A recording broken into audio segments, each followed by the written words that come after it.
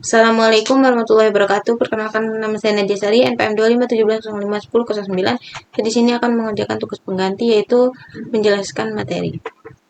Yang pertama itu ada membangun pola pikir mahasiswa.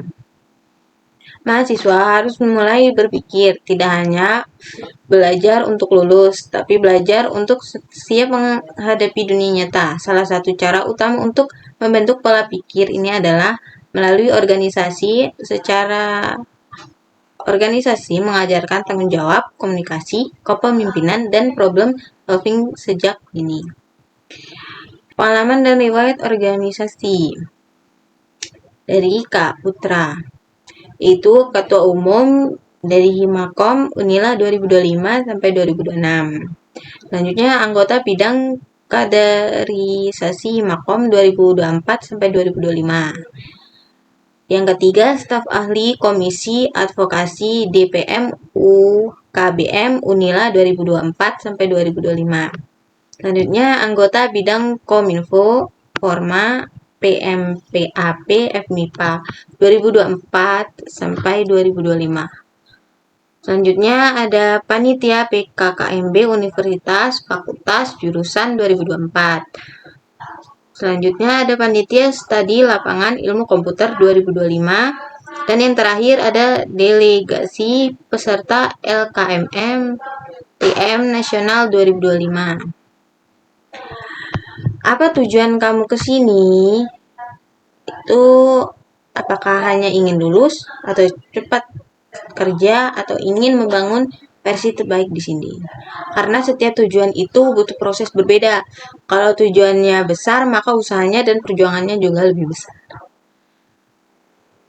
Nah, ini perbedaan siswa versus mahasiswa. Dan aspek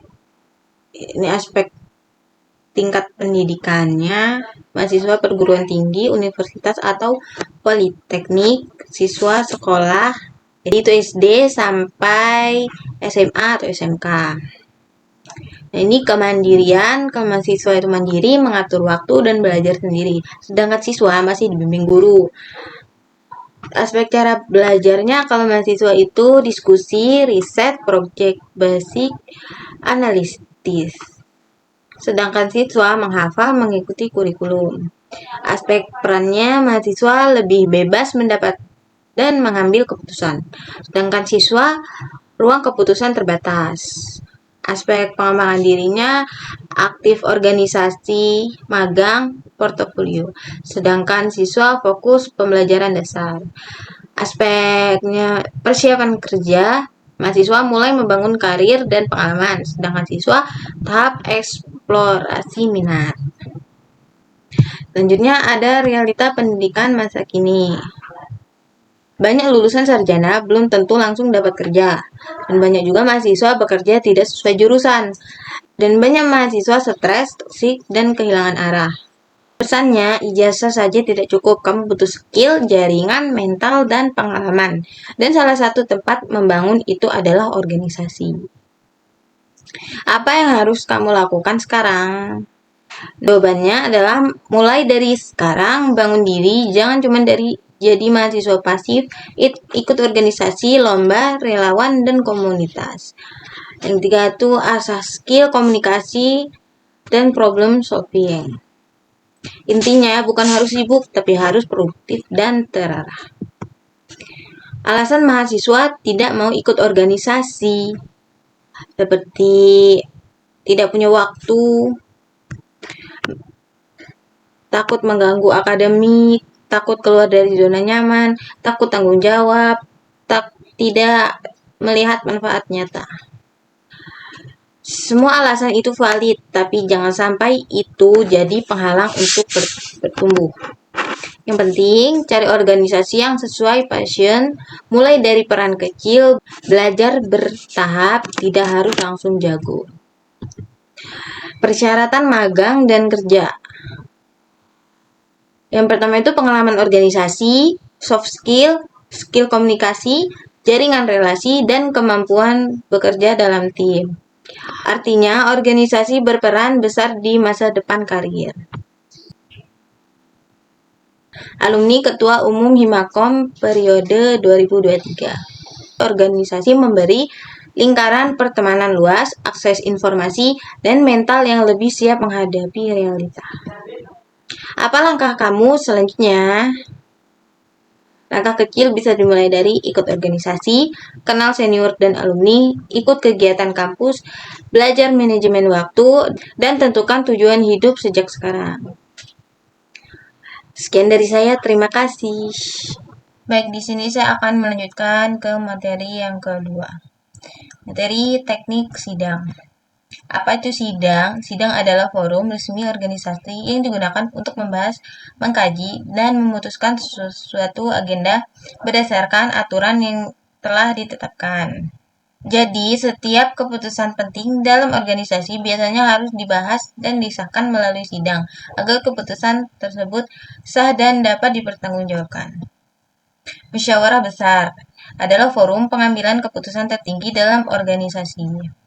Ini termasuk evaluasi kinerja, perubahan AD atau ART, hingga pemilihan pengurus baru. Alur persidangan. Yang pertama itu ada pengesahan tata tertib sidang, yang kedua pimpinan sidang, ketiga evaluasi kinerja pengurusan. Yang keempat ada sidang komisi, kelima ada sidang pleno, dan yang terakhir ada pemilihan ketua dan wakil ketua organisasi. Tahapan ini harus berjalan berurutan agar sidang tertib dan hasilnya sah. Apa bedanya sidang komisi dan sidang pleno? Sidang komisi adalah pembahasan awal dan kelompok kecil sesuai bidangnya, misalnya komisi organisasi, komisi program kinerja, komisi program kerja, dan lain-lain. Sedangkan sidang pleno adalah pembahasan bersama semua peserta sidang untuk mengesahkan seluruh keputusan hasil sidang komisi. Jadi komisi fokus membahas, pleno fokus mengesahkan. Ini ada unsur-unsur persidangan. Yang pertama itu peserta sidang, orang yang mempunyai hak dalam sidang. Yang kedua itu pimpinan sidang mengatur jalannya sidang. Dan yang ketiga menteri persidangan, yaitu dokumen pembahasan atau AD atau ART, GBHPKO, Jungkla atau Juknis. Nah, selanjutnya itu ruangan sidang, yaitu tempat yang tertib dan kondusif. Tentunya ada perlengkapan sidang seperti palu, daftar hadir, dokumen. Lalu ada tata tertib, yaitu aturan yang mengatur pelaksanaan sidang. Semua unsur ini memastikan sidang berjalan secara sah dan tertib. Hak dan kewajiban peserta sidang. Yang pertama itu ada peserta penuh, pengurus atau anggota dalam suatu organisasi. Hak peserta penuh itu hak bicara, hak suara, hak memilih, dan hak dipilih. Dan yang kedua itu peserta peninjau, yaitu orang-orang yang diundang seperti alumni dan BP. Hak peserta peninjau itu ada hak bicara. Dan selanjutnya ada hak kewajiban, yaitu menaati tata tertib persidangan dan menjaga ketenangan persidangan. Pimpinan sidang.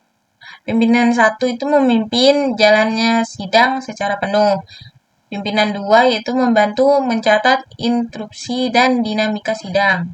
Yang ketiga itu bertugas monetul atau mencatat seluruh hasil keputusan sidang. Mereka dipilih melalui persetujuan peserta di awal sidang.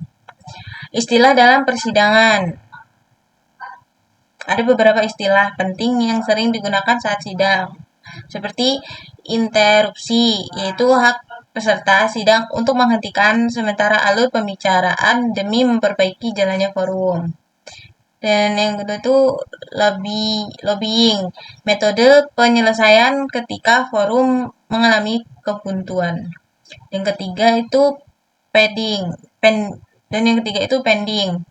yaitu memberhentikan sidang sementara waktu dan tujuan tertentu.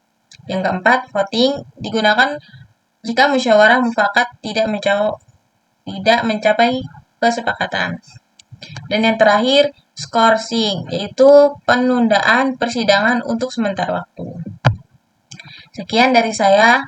Terima kasih. Wassalamualaikum warahmatullahi wabarakatuh.